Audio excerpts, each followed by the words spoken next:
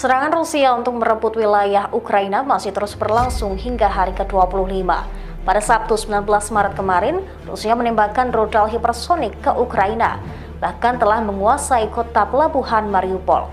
Berikut rangkuman hari ke-25 invasi Rusia ke Ukraina yang dikutip dari The Guardian. Yang pertama, warga Mariupol dideportasi ke Rusia.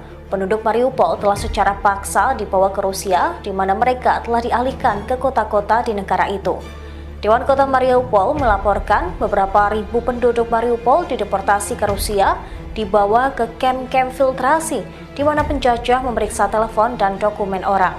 Yang kedua, Rusia menembakkan rudal hipersonik. Pada Sabtu kemarin, Rusia mengakui telah menggunakan rudal hipersonik untuk pertama kalinya di Ukraina untuk menghancurkan tempat penyimpanan senjata di bagian barat negara itu.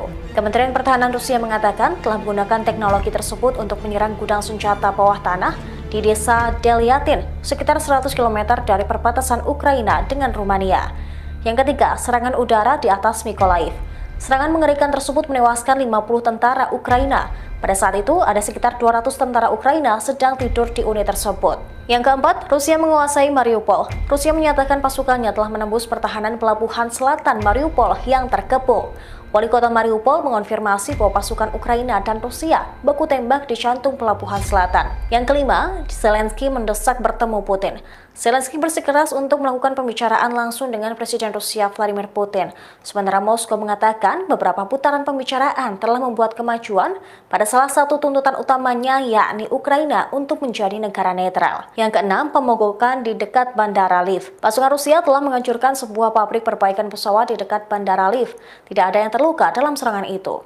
Yang ketujuh, pejabat Kiev telah melaporkan bahwa 228 orang tewas, termasuk 4 anak-anak telah tewas di ibu kota. Kementerian Luar Negeri Ukraina melaporkan bahwa 14.400 personel Rusia telah tewas sejak awal perang. Yang kedelapan, Zelensky kecam serangan di Mariupol.